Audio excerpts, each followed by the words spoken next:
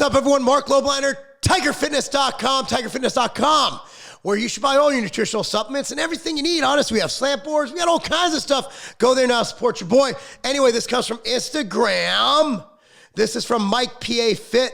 I answered one part of this question. Let's answer the other one. You can only use 5 supplements for a year. I already answered that one. Okay. And only do 5 exercises. Ooh. What are your picks? My picks for the 5 exercises. So I wrote a workout called the Big 5, and that's where I'm gonna go. I wanna work every part of my body. I wanna leave nothing behind.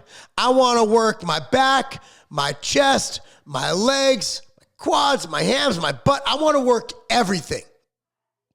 I wanna work everything. And you gotta realize, like, things like your limbs, like your arms, your triceps, will they get as good at growth, doing compound movements? No. There's good data that isolation movements do help with hypertrophy. Absolutely. But you're giving me 5 movements that I could do. 5 movements. And I guarantee you guys this. If you do these 5 movements as your only movement, you progressively overload in each one, at the end of 1 year, you will be bigger and stronger. You will have bigger muscles. You just be a better person.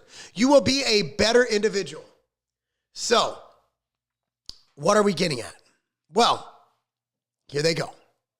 Number 1, this is in no particular order. Some form of press. A barbell bench press, a dumbbell bench press. Flat's fine. Incline's fine. Let's go with flat for the sake of this, okay? Some kind of press. You're working your chest. You're stabilizing with your entire body. You're working your triceps. You're working your anterior delts. You got all these antagonist things firing here. You're working your lats. There is no better mass builder for the chest, for the upper, I'm going to say for the chest, than a good old-fashioned chest press. So we go bench press number 1. Number 2 would be a deadlift. So I was browsing through the internets the other day, and I read a post about Dante Trudell. And Dante was talking about, everybody says back isn't or deadlifts aren't a back movement. Yet, every time I see the biggest, nastiest backs, Johnny Jackson, Ronnie Coleman, they were all crazy heavy deadlifters. As someone who deadlifts and who loves deadlifts, who has a pretty good back, I can tell you without deadlifts, my back would not be near what it is right now.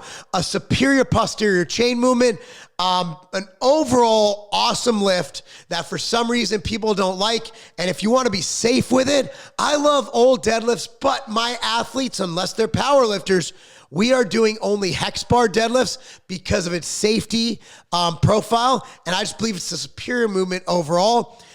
You can make your argument about deadlifts all you want. All I'll say is agree to disagree. You do you, I'll do me. I'll continue to get better. I'll continue to train champions. And you know what? Hopefully you do the same. I just see the risk from conventional deadlifts to be a little more than I wish to deal with when I can eliminate most of that with hex bar deadlifts, and the learning curve to teach it is much, much quicker when I coach kids. Number 3 is a squat. I don't care if it's a slant board goblet squat. I don't care if it's a box squat. I don't care if you're using a safety bar. I don't care if you're doing a front squat. I don't care I just want to see a squat. Pick any kind of squat you could do. If you have a bad back, bad hips, do a slant board goblet squat. If you have immobile shoulders, do a safety bar squat. If you like doing front squats, do front squats. By all means, do squats. Squats, everything from your hip hinge, which activates your glutes, which activates your quads, and your entire upper body supporting it, your core. You gotta throw squat in there, okay? Squat. Number 4, overhead press. I don't care if it's dumbbell. I don't care if it's barbell. You get under some weight and you press it over your head. If you're standing, it is also the best core workout you will ever do. You're hitting your delts. You're hitting your triceps. You are hitting your core, because if you didn't have a core, you'd just fall over. Absolutely shoulder press. shoulder press, overhead press, something overhead, okay? The last one is a row. Barbell row, dumbbell row, don't care. Row, row, row your boat, okay? Get your back involved. You could do supported rows, whatever it is. If I had to choose one row, I'd probably choose a bent over barbell row. With a pause at the ground. I always like doing that. Takes a little pressure off my lower back, that isometric pressure.